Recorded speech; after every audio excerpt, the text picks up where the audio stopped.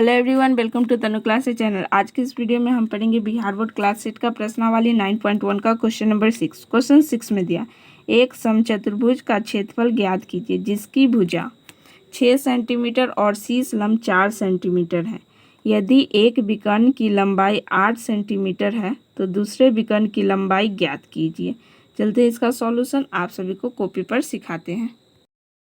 ये रहा हमारा क्वेश्चन। देखिए इस क्वेश्चन में क्या कर रहा है, एक समचतुर्भुज का क्षेत्रफल ज्ञात कीजिए जिसकी भुजा 6 सेंटीमीटर और शीर्ष लंब 4 सेंटीमीटर है। ठीक, और यदि एक विकर्ण की लंबाई 8 सेंटीमीटर है तो दूसरे विकर्ण की लंबाई ज्ञात करने के लिए हमें बोला, यानी D2 हमें ज्ञात करने के लिए बोला। D1 दिया हुआ तो उससे पहले हमें D2 निकालने से पहले हमें समचतुर्भुज का क्षेत्रफल निकालेंगे, जिससे हमें उसका क्षेत्रफल पता चलेगा, क्योंकि इसका भुजा दिया हुआ है और शीर्ष लंब दिया है।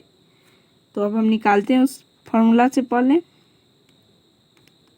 समचतुर्भुज का क्षेत्रफल बराबर 1/2 गुने आधार गुने ऊंचाई।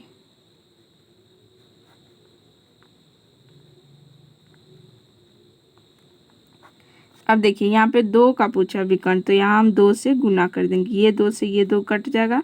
आधार हमारा कितना दिया, यानी भुजा 6 सेंटीमीटर गुना ऊंचाई हमारा दिया हुआ 4 सेंटीमीटर। तो दोनों को गुना करेंगे तो कितना आ जाएगा, 24 सेंटीमीटर स्क्वायर। अब हमें समचतुर्भुज का क्षेत्रफल पता चल गया, तो उससे अब हम D2 निकाल लेंगे। चलिए अब आगे यहाँ पे करते हैं। समचतुर्भुज का क्षेत्रफल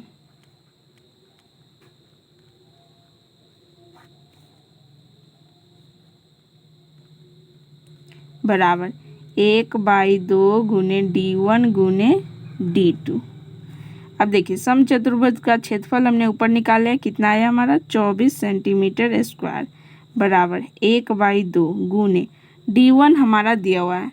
देखिए यहाँ पे यदि एक विकर्ण की लंबाई 8 सेंटीमीटर है तो दूसरे विकर्ण की लंबाई ज्ञात करना है, यानी D1 दिया हुआ, D2 हमें ज्ञात करना है। तो D1 के जगह हम क्या डालेंगे, 8 सेंटीमीटर गुने D2। काटेंगे इससे 1 मरते 8, 4 मरते, अब 4 और ये 24 भी कट जाएगा हमारा। 4 1 मरते 24, 6 मरते, तो यहाँ से 6 बराबर D2।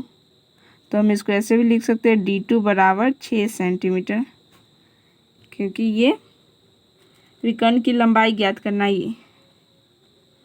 ये रहा इसका सॉल्यूशन क्वेश्चन नंबर 6 का। आपको समझ में आया तो प्लीज़ चैनल को लाइक शेयर एंड सब्सक्राइब जरूर करें। अपने दोस्तों के साथ भी इस चैनल के बारे में ज़रूर बताएं।